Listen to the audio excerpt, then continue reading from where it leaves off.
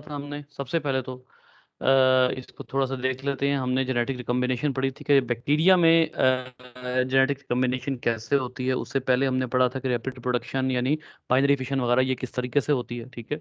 और रिप्रोडक्शन और उसके बाद प्लाज्मिड्स की इंटरनल ऑर्गेनाइजेशन, डीएनए कैसा होता है, और पिछले सारे स्ट्रक्चर्स हमने पढ़े थे। But the most important topic which has everything to do with the bacteria, वो अब आ रहा है, और वो क्या है? वो है कॉन्जुगेशन। याद रखिए, ये वो टॉपिक है कि जिसके बगैर आप बैक्टीरिया की रियलिटी नहीं समझ सकते।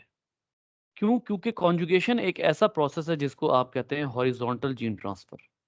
ये वही प्रोसेस है जिसको आप हॉरिजॉन्टल जीन ट्रांसफर के नाम पर पढ़ के आए हैं, जो पहले ये समझा जाता है कि सिर्फ बैक्टीरिया में होता है, जबकि ये और ऑर्गेनिजम्स में भी होता है। ये गालिबन पिछले लेक्चर में भी बात हुई थी। तो जो सबसे ज्यादा इंटरेस्टिंग बात है वो ये है कि conjugation enables the bacteria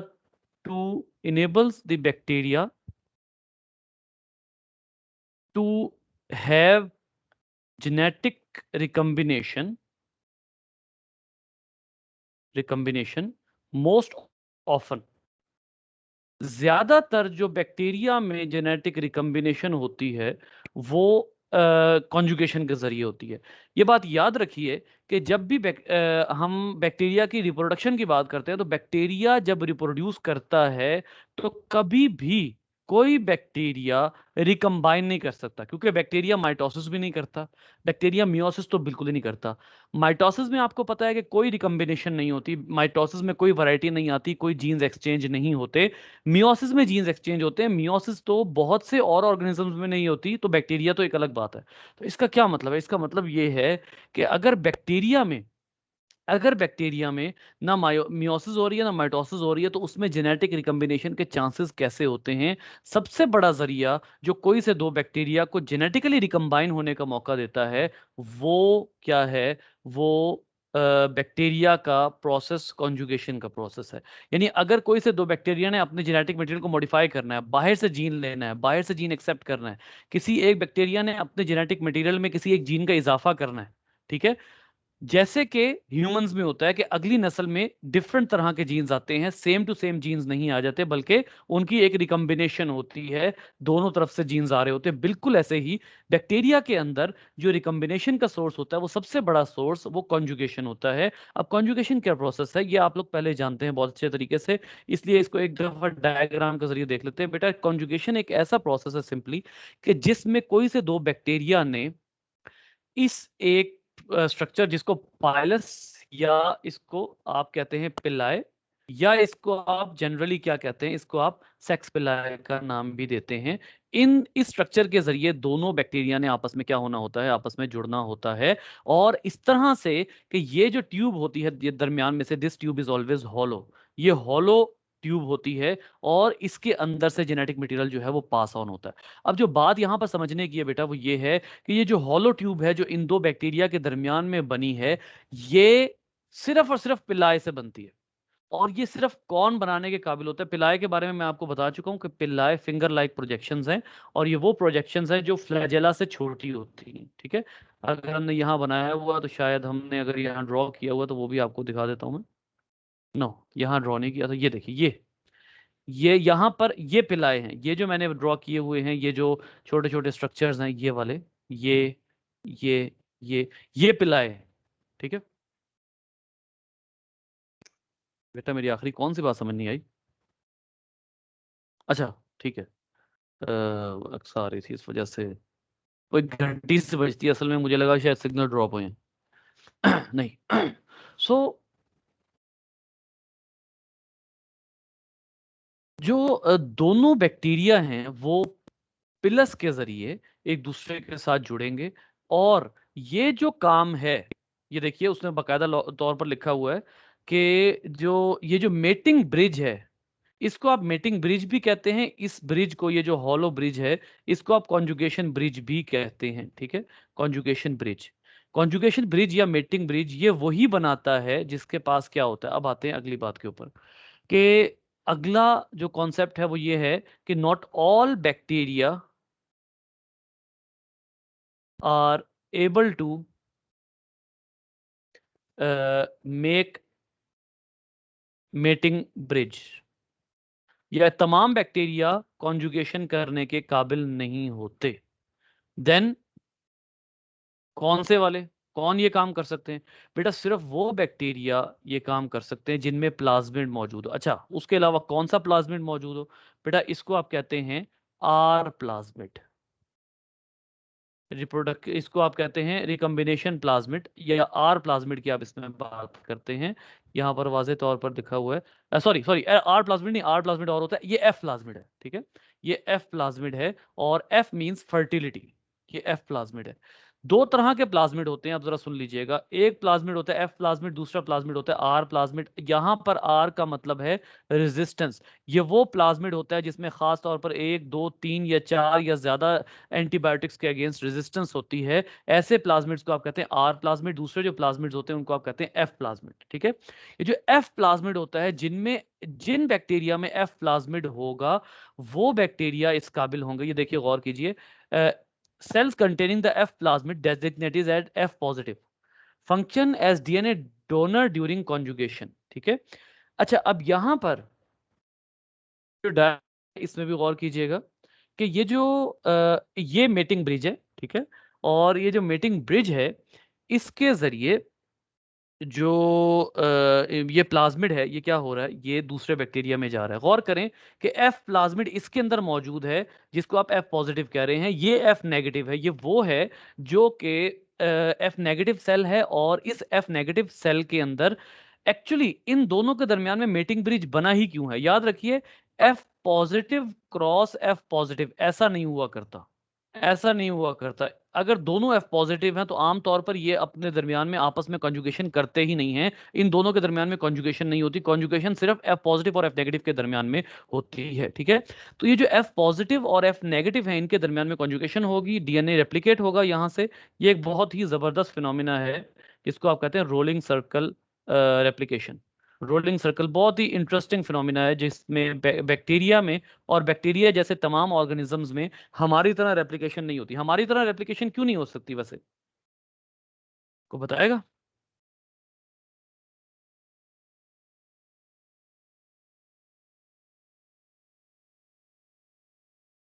Samina आज फिर एब्सेंट है जी। बेटा बैक्टीरिया में हमारी तरह रेप्लिकेशन क्यों नहीं हो सकती?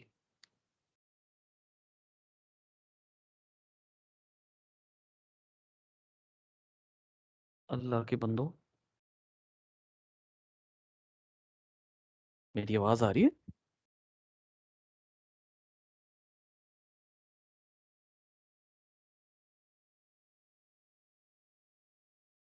सारे माइक बंद करके बैठे हो, क्या हो गया?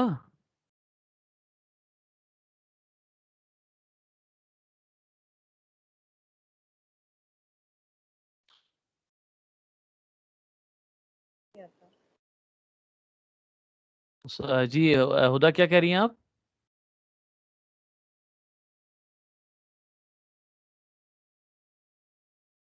अच्छा जी, यहाँ पे मैसेज आया है किसी का, ये भी देख लेते हैं। They have only one plasmid dot chromosome like human has. Hmm, interesting. Only one plasmid, not chromosome like human has. हाँ, आपका आंसर ऑलमोस्ट ठीक है। बेसिकली उनके पास प्लाज्मिड हो या उनका अपना क्रोमोसोमल डीएनए हो, दोनों सर्कल फॉर्मेशन में है, नंबर वन। नंबर टू, असल वजह ये है, बेसिकली असल वजह ये है, ये नॉन लीनियर है। हमारे पास जो डीएनए के थ्रेड्स होते हैं बेटा, वो लीनियर होते हैं, वो लीनियर होते हैं, और लीनियर के अंदर जो होती है, जो रेप्लिकेशन होती है उसका अंदाज डिफरेंट होता है। और जो दूसरी रेप्लिकेशन होती है, ये जो होता है, जो बैक्टीरिया में होती है, क्योंकि सर्कुलर डीएनए होता है, तो सर्कुलर डीएनए में जो रेप्लिकेशन होती है वो डिफरेंट होती है, वो रोलिंग सर्कल होती है, ठीक है। तो रोलिंग सर्कल मॉडल जो है वो ये रोलिंग सर्कल रेप्लिकेशन ये होती है, और उसके बाद ये डीएनए इसमें ट्रांसफर कर दिया जाता है। और जब एक दफा ये डीएनए इसमें ट्रांसफर कर दिया जाता है, then it will also be known as F positive cell. अब ये भी एफ पॉजिटिव है। अच्छा, अब यहाँ पर जो है वो बड़ी ही मजेदार बात है, जो एक दो बातें अब यहाँ पर जो है वो मैं आपको बताने लगा हूँ। बेटा जो प्लाज्मिड्स होते हैं ना, इनके बारे में बहुत गौर से सुनिएगा मेरी बात। एक बैक्टीरियल सेल है आपके पास, ये बैक्टीरियल सेल जो है इसके अंदर ये इसका अपना डीएनए है, याद रखिए। किसी भी बैक्टीरिया का जो अपना डीएनए होता है उसको आप कहते हैं क्रोमोसोमल डीएनए। Chromosomal DNA. और जो दूसरा डीएनए होता है इसको आप वैसे तो नाम देते हैं प्लाज्मिड, ठीक है, लेकिन प्लाज्मिड को आप एक और नाम से भी अक्सर जगहों पर पढ़ते हैं और वो क्या है, extra chromosomal DNA. Extra chromosomal DNA. Some time क्या होता है, सम टाइम ये होता है कि ये जो क्रोमोसोमल डीएनए और एक्स्ट्रा क्रोमोसोमल डीएनए हैं, ये एक दूसरे से मोस्ट ऑफन क्या होते हैं, मोस्ट ऑफन ये दोनों जो हैं ये सेपरेटेड रहते हैं। दोनों एक दूसरे से अलहदा रहते हैं, दोनों एक दूसरे में मिक्स नहीं होते, सेपरेटेड रहते हैं, ठीक है। एफ पॉजिटिव ये होंगे, एफ पॉजिटिव ही, ठीक है, ये है एफ पॉजिटिव ही, लेकिन ये दोनों एक दूसरे से सेपरेटेड रहते हैं।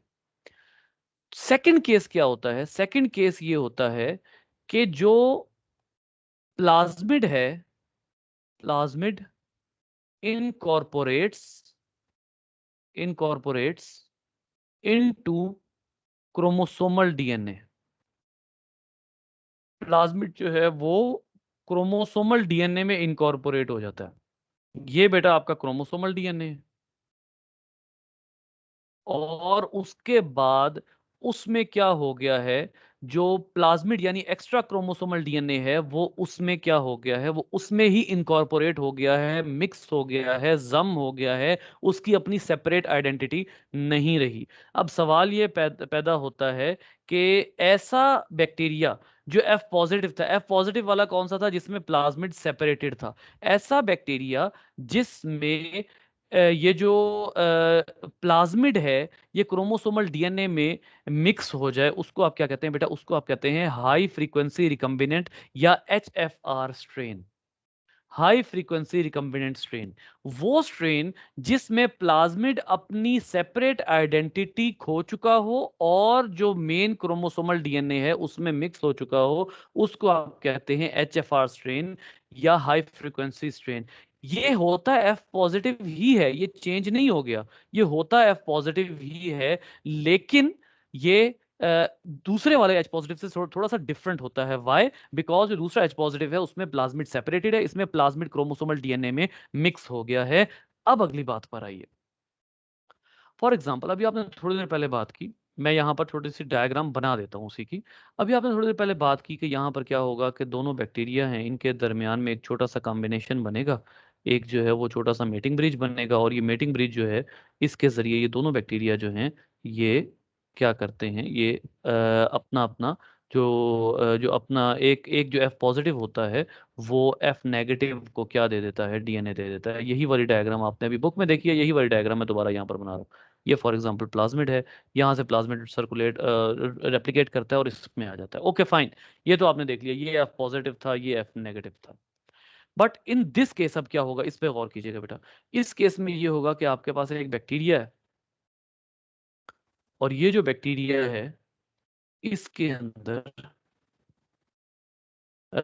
एक तो उसका अपना ये जो अपना डीएनए है इसके अंदर वो इनकॉर्पोरेट हो चुका है, क्या इसके अंदर जो इसका जो प्लाज्मिड था वो इनकॉर्पोरेट हो चुका है, यानी एक्स्ट्रा क्रोमोसोमल डीएनए इसका इनकॉर्पोरेट हो चुका है। ले जी, ये एक्स्ट्रा क्रोमोसोमल डीएनए ये इनकॉर्पोरेट हो गया इसके अंदर। अच्छा, ये एक्स्ट्रा क्रोमोसोमल डीएनए जब इनकॉर्पोरेट होगा तो इनके दरमियान अब ये एचएफआर है, एचएफआर भी मेटिंग ब्रिज बनाता है, एचएफआर बनाएगा मेटिंग ब्रिज, और किसके साथ बनाएगा ये भी आप अच्छे तरीके से जानते हैं, ये बनाएगा एफ नेगेटिव के साथ, क्योंकि जाहिर सी बात है कि एफ नेगेटिव जो है उसने ही जो है वो रिसीव करना है ना।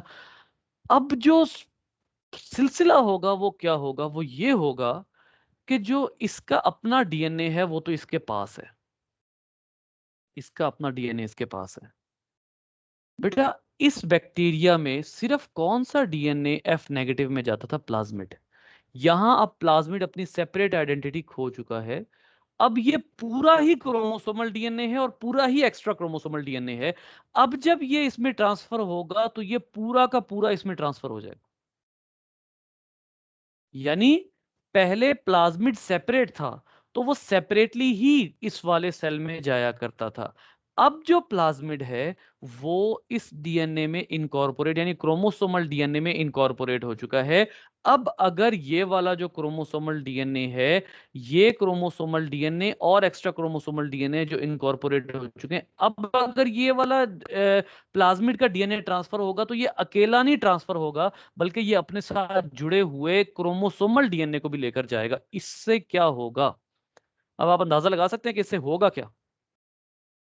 इसके अंदर एक्सट्रीम रिकॉम्बिनेशन आ जाएगी, यानी जो जीन इसके नहीं भी थे वो भी इसके पास आ जाएंगे। एक्सट्रीम रिकॉम्बिनेशन, इसको आप अगर जरा एक दफा बुक से देखते हैं तो गौर कीजिएगा कि ये प्लाज्मिड है और ये जो है, ये उसका जो ब्लैक कलर में आपको नजर आ रहा है, ये उसका क्रोमोसोमल डीएनए।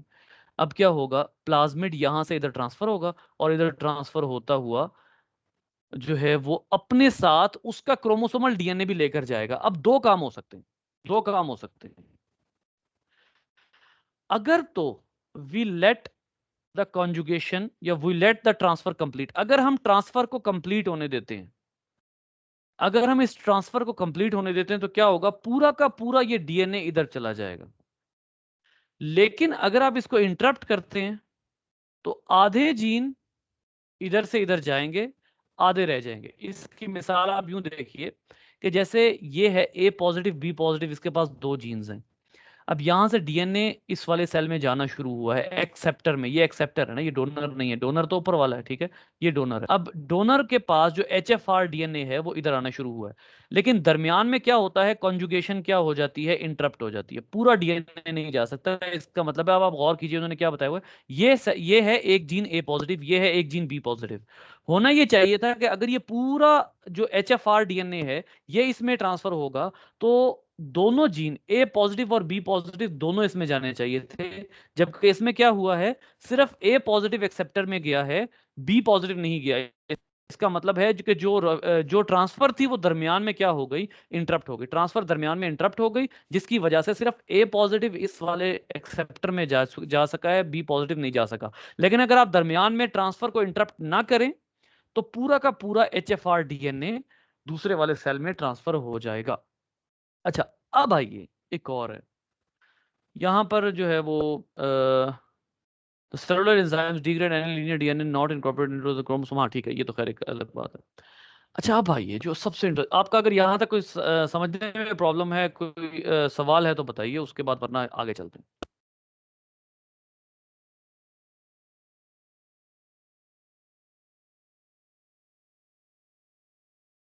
जी बेटा।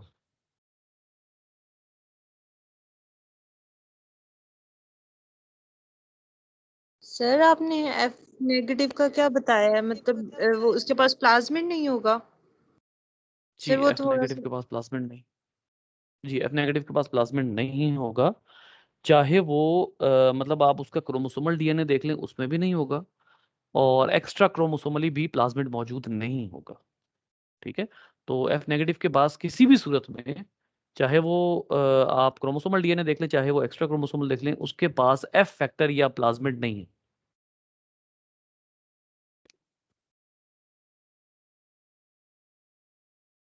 जी बेटा।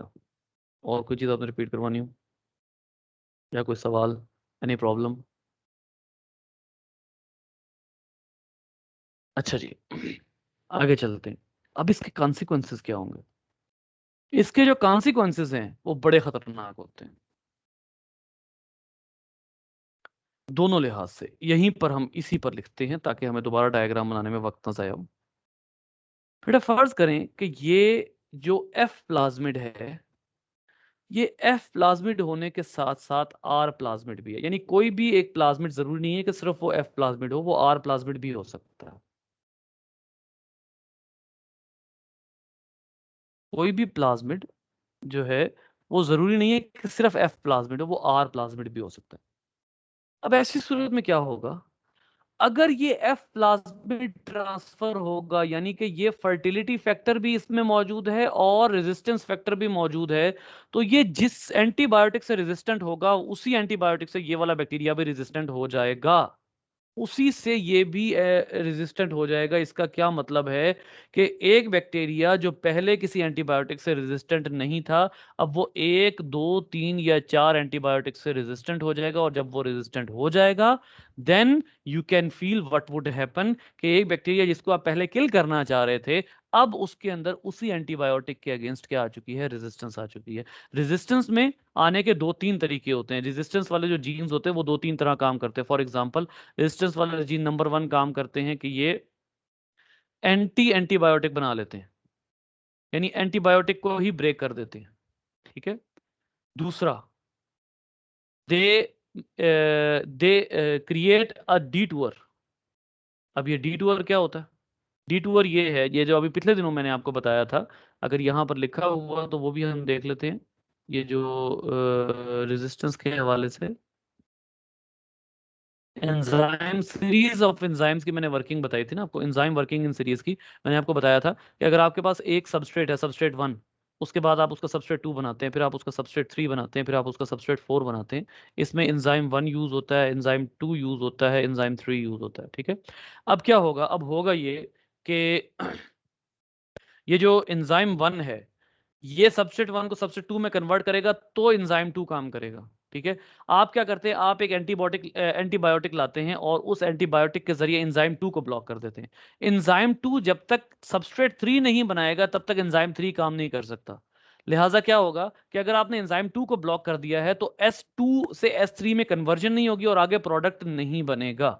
ठीक है। यानी आपका S3 नहीं बनेगा तो E3 काम नहीं करेगा, E3 काम नहीं करेगा तो आपका प्रोडक्ट नहीं बनना। इसका क्या मतलब है कि अगर आप इस एक एंजाइम को रोक देते हैं, then it would certainly mean कि आपका वो रिएक्शन रुक जाएगा, बैक्टीरिया वो रिएक्शन करने के काबिल नहीं रहेगा। नाउ बैक्टीरिया क्या करते हैं? बैक्टीरिया के अंदर कुछ ऐसी म्यूटेशन आती है कि ये S1 से डायरेक्ट S3 का या तो टूर ले लेते हैं, या फिर इसी एंजाइम के अंदर जो है वो एलोस्टेरिक ऑल्ट्रेशन ले आते हैं। वाह जी वाह, क्या जबरदस्त कॉन्सेप्ट है ये एलोस्टेरिक ऑल्ट्रेशन। एलोस्टेरिक ऑल्ट्रेशन क्या है? एलोस्टेरिक, चलें पहले आप लोग बताइए, एलोस्टेरिसिटी और एलोस्टेरिक इनहिबिशन और एलोस्टेरिक ऑल्ट्रेशन क्या होगा जी?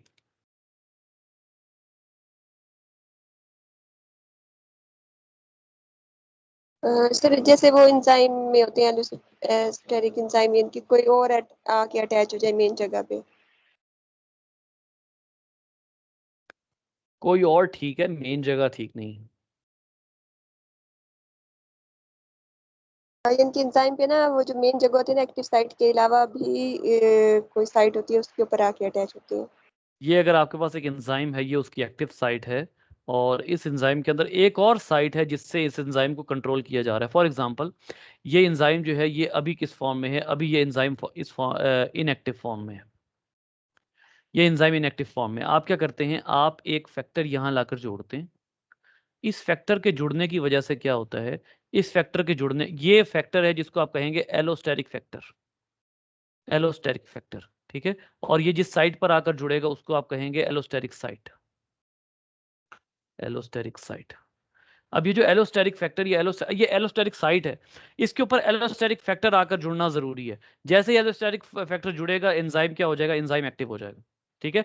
अब अगर आप एक एंटीबायोटिक लाते हैं, फॉर एग्जांपल एक एंटीबायोटिक लाते हैं, गौर कीजिएगा आप सवाल के ऊपर, एलोस्टेरिक एलोस्टेरिक इनहिबिटिंग एंटीबायोटिक।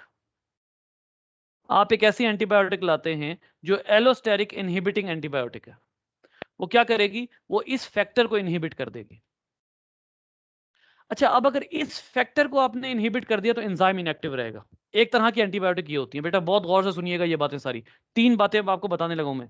इस एंजाइम इनएक्टिवेशन के हवाले से 3 बातें बताने लगा।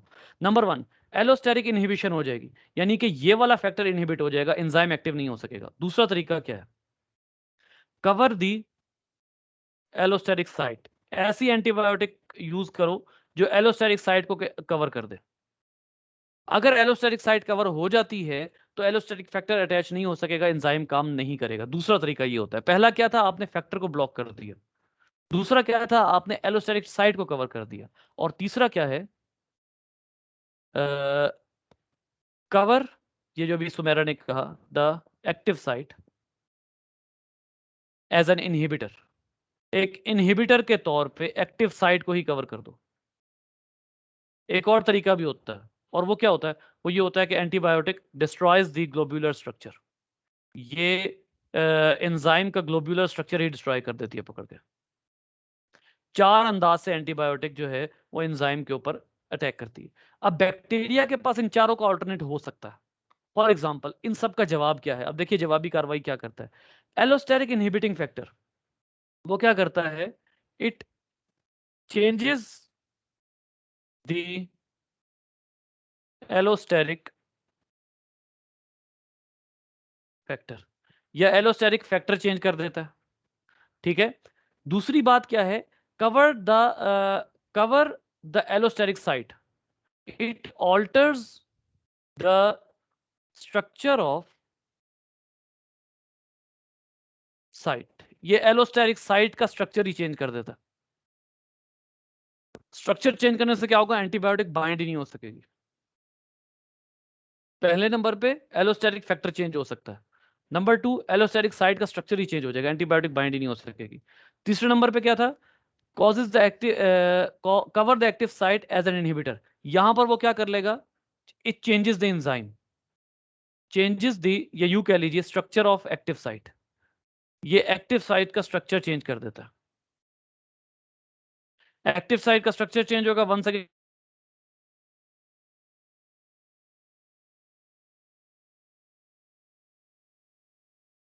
एंटीबायोटिक बेकार, इट चेंजेस द एंजाइम, वो एंजाइम ही चेंज कर देता है।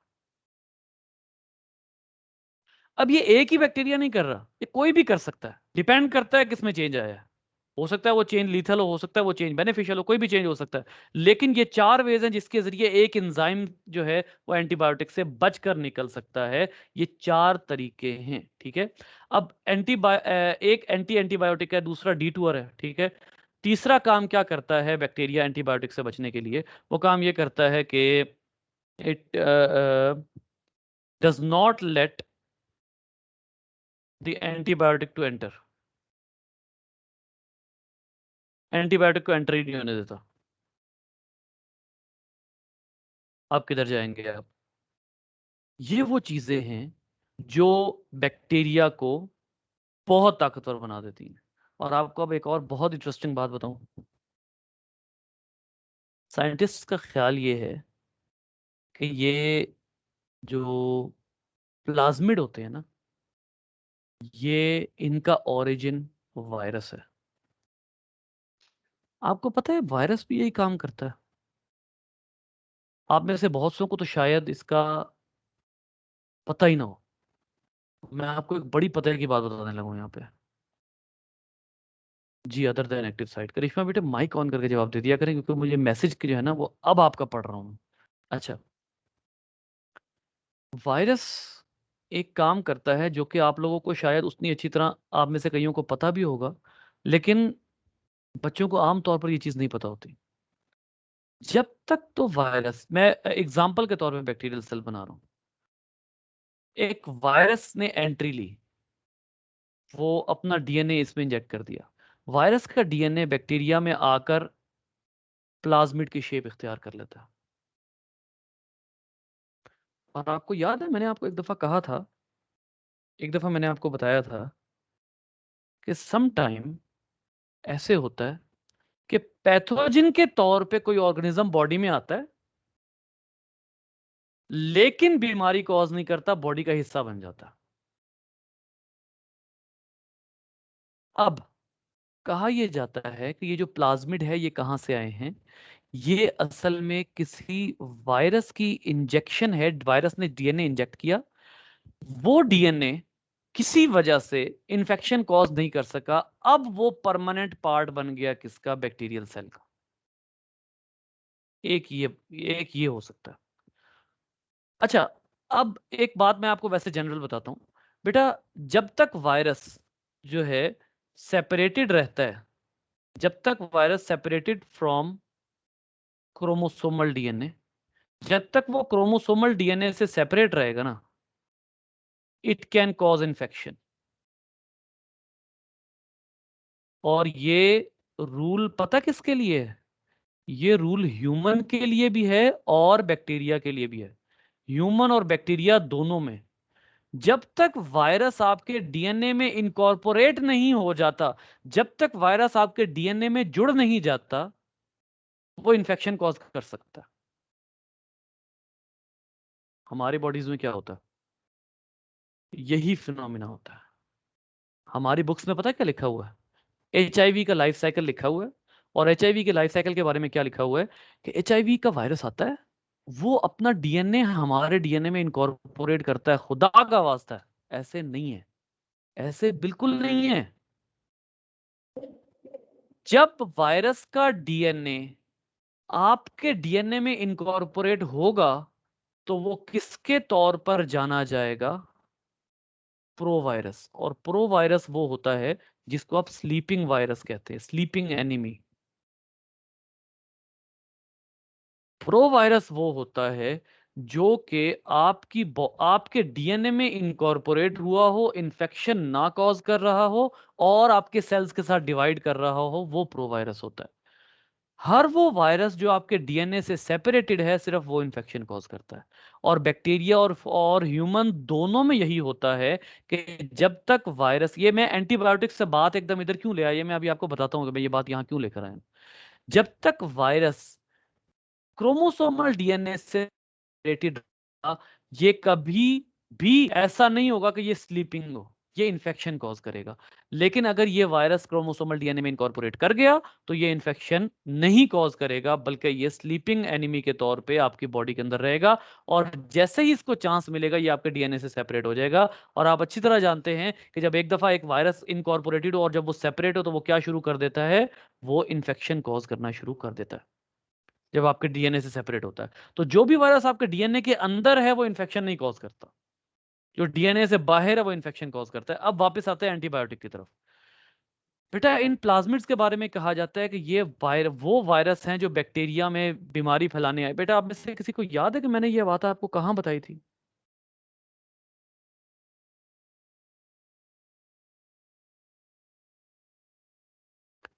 गालबन मैंने ये बात आपको बताई थी एवोल्यूशन ऑफ वायरसेस में। वायरसेस का चैप्टर जब हमने पढ़ा था तो हमने उस वक्त अभी ये बात की थी कि क्या होता है कि जो वायरस है वो सम टाइम बैक्टीरिया के अंदर आता है बीमारी फैलाने, लेकिन उसके साथ रिलेशनशिप परमानेंट हो जाता है। और उसके बाद ये वायरस क्या करता है, ये उसको केमिकल्स बना कर देता है, ये उसको केमिकल्स बना कर देता है। और आम तौर पे ये केमिकल क्या होते हैं, एंटीबायोटिक हो जाते हैं। ये केमिकल एंटीबायोटिक होते हैं। और ये वायरस बजाय बैक्टीरिया को नुकसान पहुंचाने के उसका इंतहा का फायदा कर जाता है। तो इन प्लाज्मिड्स का ओरिजिन ये समझा जाता है। ठीक है, इसी तरीके से बाज़ औक़ात क्या होता है, यही वायरस डीएनए में इनकॉर्पोरेट हो जाता है और उसको वही एंटीबायोटिक बनाकर देना शुरू कर देता है। बैक्टीरिया की मौजें लग जाती हैं, उसका सर्वाइवल ज्यादा हो जाता है। Blessing in disguise. तो प्लाज्मिड्स का ओरिजिन ये भी समझा जाता है और ये भी कहा जाता है कि बैक्टीरिया में प्लाज्मिड यहां से आए हैं और इस तरह से बैक्टीरिया के अंदर एंटीबायोटिक रेजिस्टेंस क्रिएट हुई है। This is considered as the origin of plasmids. तो अब यहां पर आप देख सकते हैं कि ये बैक्टीरिया जो अपना कॉन्जुगेशन के जरिए डीएनए ट्रांसपोर्ट कर लेंगे, ये कितनी तबाही फैला सकते हैं और क्या कुछ कर सकते हैं। ठीक है, दिस इज द रेजिस्टेंस। जी बेटा कोई सवाल है तो बताइए, वरना आगे चलते हैं।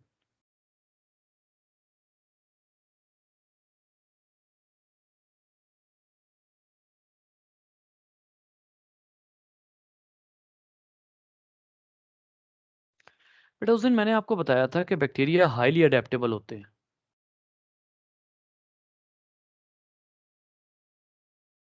कैसे, क्या वजह होती है, या इस सवाल को एक और अंदाज से कन्वर्ट कर लेते हैं। मैंने उस दिन बताया था कि मॉडर्न जमाने में सबसे मॉडर्न ऑर्गेनिज्म एवोल्यूशन के हिसाब से कौन है, बैक्टीरिया। क्यों?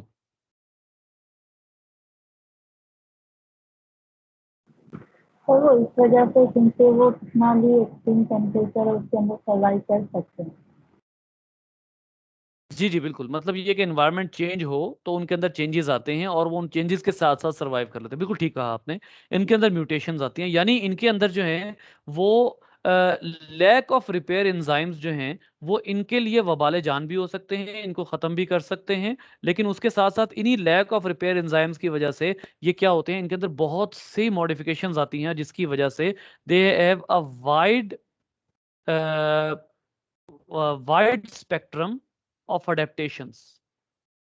अडेप्टेशंस का बहुत ज़्यादा जो है वो अबंडेंस है किन के अंदर, बैक्टीरिया के अंदर बहुत ज़्यादा अबंडेंस है। यही अडेप्टेशन आपको न्यूट्रिशनल और मेटाबॉलिक जो है वो फिनोमिना में नज़र आती हैं। जैसे बैक्टीरिया में न्यूट्रिशन की जब आप बात करते हैं तो आपको बैक्टीरिया में हर तरह की न्यूट्रिशन जो है वो मिला करती है। जैसे अभी बात कर लेते हैं न्यूट्रिशन, आमतौर पे हम इसको डिवाइड करते हैं दो हिस्सों में।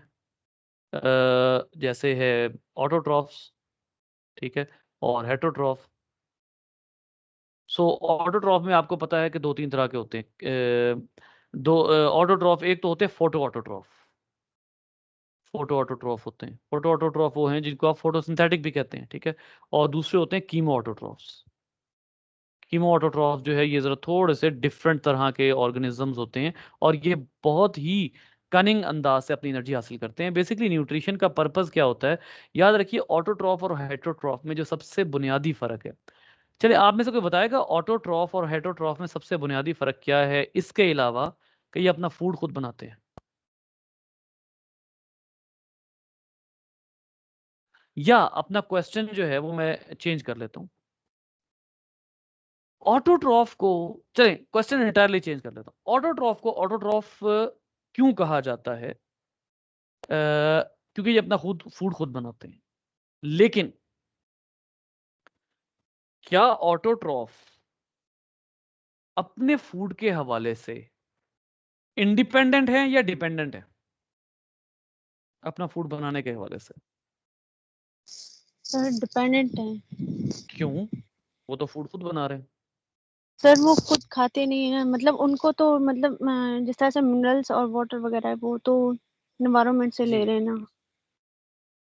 बेसिकली ये बात है। जो बेसिक फर्क है वो ये है बेटा कि हेट्रोट्रॉफ और ऑटोट्रॉफ में एक चीज सिमिलर है, और वो क्या है? बोथ नीड मिनरल्स, दोनों को मिनरल्स चाहिए, दोनों को वाटर चाहिए। From soil, from any source, minerals and water from any source. तो फिर ऑटोट्रॉफ ऑटोट्रॉफ क्यों हुए भाई?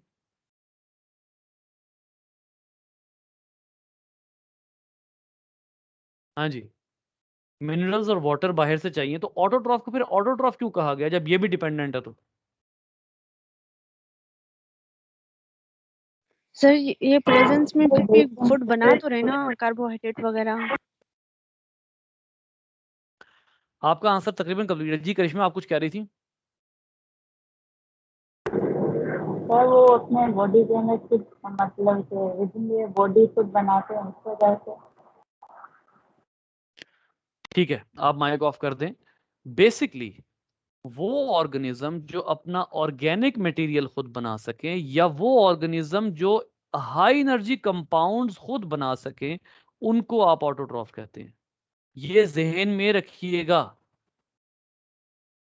ऑर्गेनिक मटेरियल चाहे वो कोई भी हो, हाई एनर्जी कंपाउंड जो ऑर्गेनिज्म खुद बना सक रहा है, अपनी बॉडी की एनर्जी नीड खुद कंप्लीट कर सक रहा है, वो ऑर्गेनिज्म ऑटोट्रॉफ है। ऑटोट्रॉफ ऐसी मुंह खोल के ये कह देने वाला कॉन्सेप्ट हरगिज नहीं है कि ये वो हैं जो अपना फूड खुद बना लेते हैं, नहीं।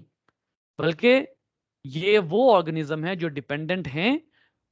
ये सब कुछ सेल्फ नहीं है, क्योंकि ऑटो का मतलब होता है सेल्फ। ऑटो के वर्ड का मतलब होता है सेल्फ। ये टोटल सेल्फ इंडिपेंडेंट नहीं है, बल्कि ये अच्छे खासे डिपेंडेंट होते हैं। तो बैक्टीरिया के अंदर फोटो ऑटोट्रॉफ, कीमो ऑटोट्रॉफ दोनों तरह के आपको मिलते हैं, ठीक है। कीमो, दोनों की एक्सप्लेनेशन अभी देता हूं आपको। फिर इसी तरीके से आप आ जाइए हेट्रोट्रॉफ। हेट्रोट्रॉफ में कई तरह की मिसालें आपको मिलती है, जैसे आपको बैक्टीरिया में डिकम्पोजर्स भी मिलते हैं और बहुत ज़्यादा मिलते हैं, ठीक है। इसी तरीके से आपको बैक्टीरिया में मिलते हैं जिनको आप कहते हैं पैरासाइट्स, ठीक है। अब पैरासाइट्स और डिकम्पोजर्स, इन दोनों में फ़र्क क्या है? पैरासाइट और डिकम्पोजर में कोई चीज़ सिमिलर है?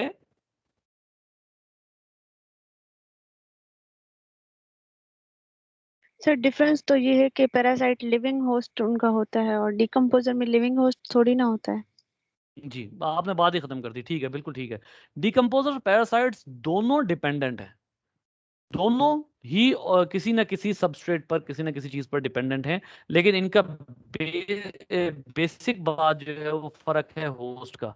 एक में आप यूं कह लीजिए होस्ट एग्जिस्ट करता है, दूसरे में एग्जिस्ट नहीं करता। एक लिविंग ऑर्गेनिज्म से अपने जो है वो न्यूट्रिएंट्स लेता है, एक डेड ऑर्गेनिज्म से अपने न्यूट्रिएंट्स लेता है। ये जो है वो हेटरोट्रॉफ की और एग्जांपल्स मौजूद हैं इसके अंदर। सो पैरासाइट्स फिर इसी तरीके से एक और भी आती है, खैर पैथोजन को छोड़ दें क्योंकि वो पैरासाइट की लाइन में ही आमतौर पर आ जाते आ जाया करते हैं।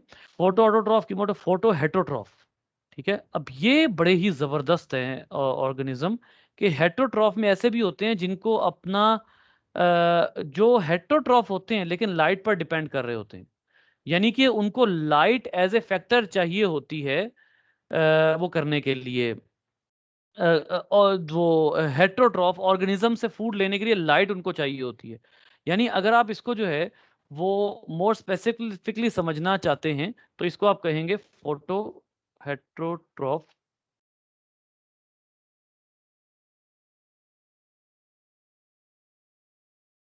फोटो हेटरोट्रॉफ्स जो हैं इनको अगर आप मोर स्पेसिफिकली समझना चाहें तो इसको जो है वो यहां से देखिएगा कि ये ऑर्गेनिज्म इनको हेटरोट्रॉफ होते हुए यानी फूड अवेलेबल होते हुए इनको फिर भी लाइट चाहिए होती है।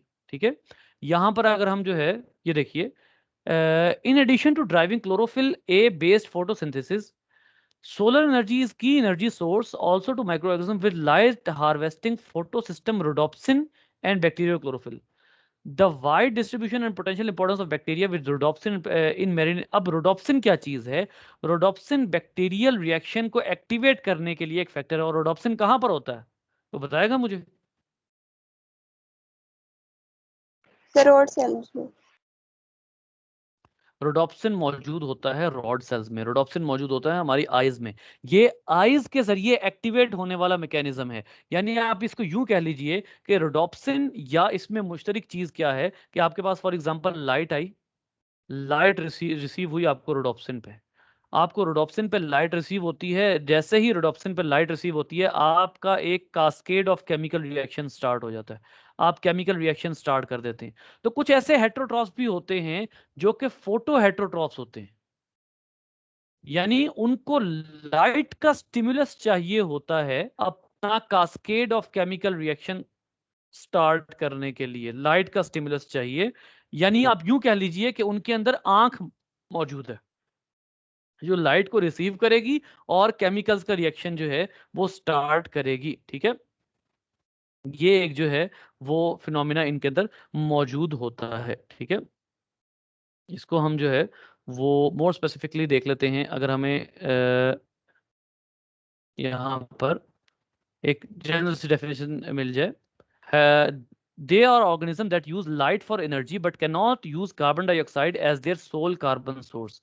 कार्बन डाइऑक्साइड के जरिए अपना ऑर्गेनिक कंपाउंड नहीं बनाते लेकिन इनको लाइट चाहिए होती है। ठीक है, अब यहाँ पर जो है वो इसको और एक फर्क भी यहाँ दिया हुआ है, synthesize its own food from inorganic material.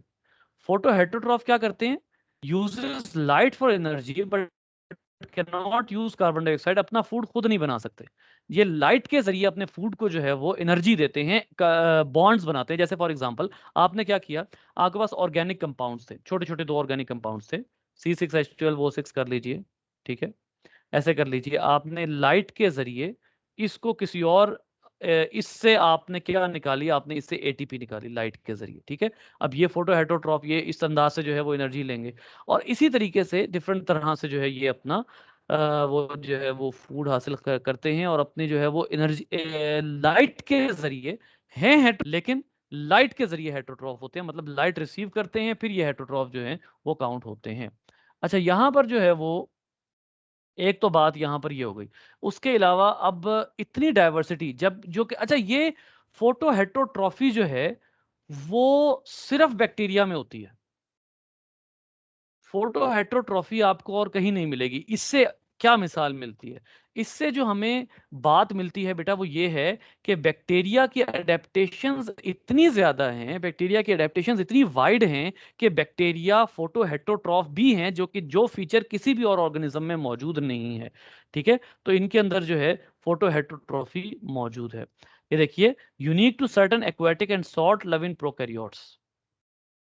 ठीक है, ये क्या करते हैं, ये ऑर्गेनिक कंपाउंड जो हैं उनको जोड़ते हैं, तोड़ के जोड़ते हैं, किसके जरिए, लाइट के जरिए। तो ये एक फिनोमिना जो कि बाकी और किसी में मौजूद नहीं होता। फिर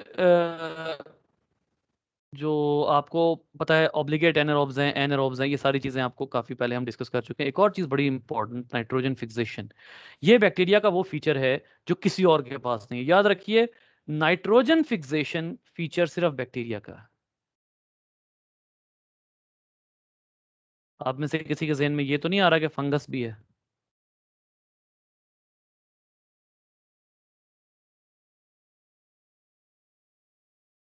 कोई अगर ये कहना चाहे।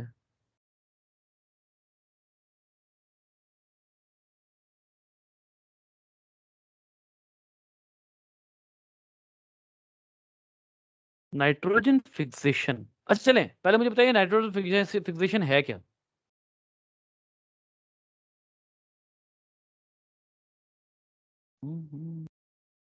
हाँ जी, सर नाइट्रेट्स और चलिए। नाइट्राइट्स का बनना, नाइट्रोजन को फिक्स करके उससे जो कंपाउंड वगैरह बनाए जाते हैं, अमोनिया और फिर आगे मजीद नाइट्रेट्स। नाइट्रेट्स और NO माइनस NO2 NO3-2 और NO2-2, इस तरह ही ये नाइट्रेट्स और नाइट्राइट्स बनाना, इसको नाइट्रोजन फिक्सेशन कहते हैं फ्रॉम नाइट्रोजन। ठीक है जी, क्या ये बात सही है जो अभी यहां पर लिखी गई है? Is this nitrogen fixation?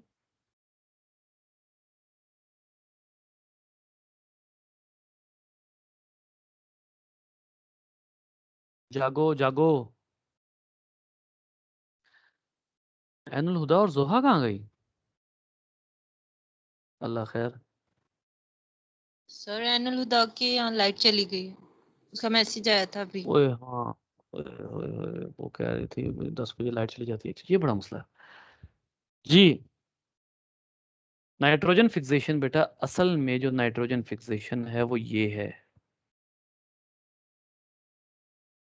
This is nitrogen fixation. This is either denitrification, nitrification, ये वो है, अमोनिफिकेशन, डीनाइट्रिफिकेशन, नाइट्रिफिकेशन, ये वो चीजें हैं। ये नाइट्रोजन फिक्सेशन नहीं है बेटा। नाइट्रोजन फिक्सेशन कहते हैं नाइट्रोजन और हाइड्रोजन का मिलके अमोनिया बनना, ये नाइट्रोजन फिक्सेशन होता है। और ये एबिलिटी सिर्फ और सिर्फ बैक्टीरिया के पास होती है और किसी के पास ये एबिलिटी नहीं होती। नाइट्रेट्स और नाइट्राइट्स कैसे बनते हैं? नाइट्रेट्स और नाइट्राइट्स दो तीन सोर्सेज से बन सकते हैं। जैसे अमोनिया को आप कन्वर्ट करते हैं NO3 नेगेटिव और NO2 नेगेटिव में, ठीक है, ये है। या फिर होता ये है कि आपके पास अमाइनो एसिड होते हैं, और वही ऑलमोस्ट वही बात है कि आप अमाइनो एसिड को ब्रेक करते हैं, उसमें भी अमोनियम कंपाउंड होता है। अमाइनो एसिड को ब्रेक करते हैं और उसको भी NO3 और NO2 नेगेटिव में चेंज करते हैं, नाइट्रेट्स और नाइट्राइट्स में चेंज करते हैं। ये जो फिनोमिना है, ये नाइट्रोजन फिक्सेशन नहीं है। नाइट्रोजन फिक्सेशन सिर्फ ये है, और ये काम सिर्फ बैक्टीरिया के पास होता है। ठीक है, इसके लिए चंद बैक्टीरिया होते हैं जो ये काम करते हैं, जैसे फॉर एग्जांपल साइनोबैक्टीरिया। साइनोबैक्टीरिया ये काम करता है कि ये वो बैक्टीरिया होता है जो कि जिसके पास दो तरह के फिनोमिना होता है। अब साइनोबैक्टीरिया के बारे में आपको बहुत अच्छे तरीके से पता है कि साइनोबैक्टीरिया फोटोसिंथेटिक होता है। अब फोटोसिंथेटिक का क्या मतलब है? फोटोसिंथेटिक का मतलब ये है कि इसने जो है वो, जाहिर सी बात है, ऑक्सीजन बनानी है। ठीक है, आपको एक सीधी सीधी बात कर देता हूँ कि इसने ऑक्सीजन बनानी है। अब प्रॉब्लम क्या होता है कि नाइट्रोजन प्लस हाइड्रोजन के लिए जो एंजाइम जरूरी है, जिसने अमोनिया बनानी है, ऑक्सीजन जो है वो उस एंजाइम को इनहिबिट कर देती है। ऑक्सीजन नाइट्रोजन फिक्सेशन नहीं होने देती। Oxygen halts, ceases, stops the nitrogen fixation। अब ये तो काम खराब हो गया। अगर ऑक्सीजन नाइट्रोजन फिक्सेशन नहीं होने दे रही तो ये तो काम खराब है। इससे अब हम इसका ऑल्टरनेट क्या करें? इसका ऑल्टरनेट ये होता है कि साइनोबैक्टीरिया आमतौर पर दो सेल्स में डिवाइडेड होता है। एक उसका अपना सेल्स होता है जिसको वो कहता है फोटोसिंथेटिक सेल। इसमें उसने करनी होती है फोटोसिंथेसिस। ठीक है, अच्छा, उसके बाद इस एक साइनोबैक्टीरिया के सेल के साथ एक और छोटा सा वो सेल बनाता है, इसको वो कहता है हेट्रोसिस्ट। इसको वो हेट्रोसिस्ट कहता है। और इस हेट्रोसिस्ट के अंदर क्या होती है? इस हेट्रोसिस्ट के अंदर होती है नाइट्रोजन फिक्सेशन। इस हेट्रोसिस्ट में नाइट्रोजन फिक्सेशन होती है। ये एक ऐसा फिनोमिना होता है जिसके अंदर ऑक्सीजन किसी सूरत एंटर नहीं हो सकती। हेट्रोसिस्ट के बाहर इस तरह की कवरिंग होती है कि ऑक्सीजन एंटर नहीं हो सकती। नाइट्रोजन कैसे जाती है? नाइट्रोजन सेल के दरमियान में लिंक्स होते हैं जिनके जरिए यहां से फिक्स होती है और इस फोटोसिंथेटिक सेल में फिक्स होने के बाद आती है, पहले नहीं आती, बाद इसमें अमोनिया आ जाती है।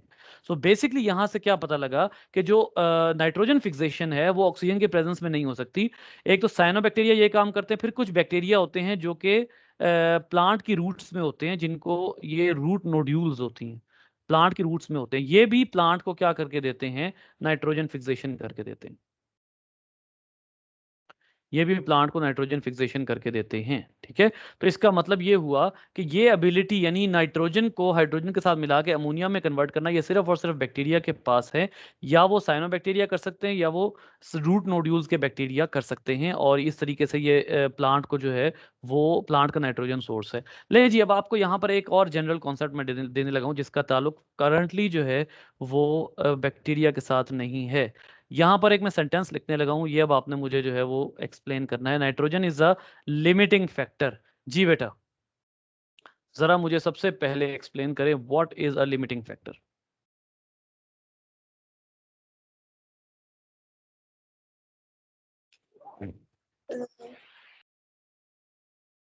बेटा आपका आवाज नहीं मुझे आई। लिमिटिंग फैक्टर इस सेंस में कहा हुआ है ना, फिक्स नहीं होती, मतलब जिस तरह एनवायरनमेंट के अंदर प्रेजेंट है 78%, लेकिन उस लिहाज से वो फिक्स नहीं हो रही। ओके, और कोई ओपिनियन?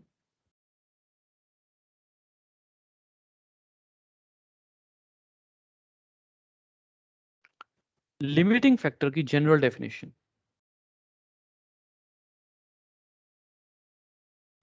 लिमिटिंग फैक्टर की जनरल डेफिनेशन बेटा ये होती है, the factor that keeps the environmental phenomena in check. ना ज्यादा होने देता है और कम तो बिल्कुल भी नहीं। यहाँ गौर कीजिएगा, the factor that keeps environmental phenomena को छोड़ें, a certain phenomena in check, यानी कि उसको लिमिटेड रखता है। फॉर एग्जाम्पल, प्लांट के लिए नाइट्रोजन लिमिटिंग फैक्टर है। क्यों? क्योंकि प्लांट खुद फिक्स नहीं कर सकता, बैक्टीरिया होंगे तो फिक्स करेगा। बैक्टीरिया जितनी फिक्स करके देगा वो उतनी ही यूज कर सकता है, उससे ज्यादा वो यूज नहीं कर सकता। इसका क्या मतलब है? इसका मतलब ये है कि ये जो नाइट्रोजन है ये इस वजह से लिमिटिंग फैक्टर है क्योंकि प्लांट्स टोटली डिपेंडेंट होते हैं। और इस नाइट्रोजन की वजह से आप अगर गौर करें तो इस नाइट्रोजन लिमिटिंग फैक्टर के ऊपर पूरा फूड वेब खड़ा हुआ है। हाँ जी, सर आप बताइएगा, एनिमल्स नाइट्रोजन कहां से लेते हैं? प्लांट से। फंजाई नाइट्रोजन कहां से लेते हैं? एनिमल्स को डिकम्पोज करके। इसका क्या मतलब हुआ कि इस वक्त जो लिविंग ऑर्गेनिजम्स मौजूद हैं उन तमाम के तमाम की डिपेंडेंस बैक्टीरिया के ऊपर है। बैक्टीरियल नाइट्रोजन फिक्सेशन है तो ये जिंदा हैं, वरना ये जिंदा नहीं है। नाइट्रोजन कहां कहां होता है? दो मोस्ट इंपॉर्टेंट ऑर्गेनिक मॉलिक्यूल्स आपके बॉडी में मौजूद है, डीएनए और प्रोटीन, उनमें मौजूद है नाइट्रोजन। अगर बैक्टीरिया नाइट्रोजन फिक्स करके ना दे, ना प्लांट्स एग्जिस्ट कर सकते, ना एनिमल्स, ना फंजाई। इसका मतलब ये हुआ कि इसकी ये इंपॉर्टेंस है कि ये आपको नाइट्रोजन फिक्स करके देता है। और ये लिमिटिंग फैक्टर इस तरह से है कि जितनी बैक्टीरिया फिक्स करके दे रहा है उतनी काफी है, चुप करके बैठे रहो। अगर उसने वो फिक्स ना की, खत्म, खलास, एलिमिनेट, सब खत्म हो जाएगा। तो इस लिहाज से आप कहते हैं कि nitrogen is a huge limiting factor.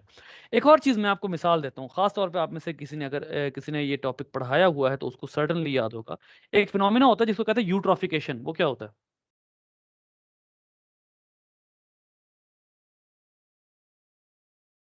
Nutrients का ज्यादा हो जाना। न्यूट्रिएंट्स का ज्यादा हो जाना।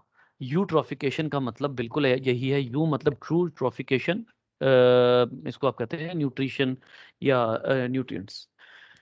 यूट्रोफिकेशन के नतीजे में अगर पानी में यूट्रोफिकेशन हो जाए ना तो उसके नतीजे में क्या होता है कि पानी में यूट्रोफिकेशन होने की वजह से एल्गी के सेल्स बहुत तेजी से ग्रो करते हैं और वो पानी का रंग, बू सब चेंज कर देते हैं, पानी पीने के काबिल नहीं रहता। सबसे बड़ा वो फैक्टर जो पानी की रंग और बू यानी एलजी को बहुत तेजी से ग्रो करने के काबिल बनाता है, वो कौन सा फैक्टर है? नाइट्रोजन। अगर आप नाइट्रोजनस वेस्ट जो है वो किसी फ्रेश वाटर बॉडी में जो है वो सीवरेज के पाइप के जरिए फ्लश कर रहे हैं, तो वहां के एलजी उस नाइट्रोजन को यूज करके इतनी तेजी से ग्रो करेंगे कि वहां पर एलजी की अमाउंट ज्यादा होना शुरू हो जाएगी, जो और ऑर्गेनिजम्स हैं उनका सर्वाइवल थोड़ा सा मुश्किल हो जाएगा। यानी अगर पानी में नाइट्रोजन ज्यादा हो जाती है तो वो भी नुकसानदेह है। इसका मतलब है एलजी तक के सेल्स नाइट्रोजन पर डिपेंड कर रहे होते हैं। सो ये एक लिमिटिंग फैक्टर है जिसने लिमिटेड रखा हुआ है, चेक में रखा हुआ है डाइवर्सिटी को। क्लियर? Any question? बहुत कम पड़ा है। कुछ टॉपिक ऐसे हैं जिनसे ना जिनके लिए घंटा जो है ना वो कम फील होता है।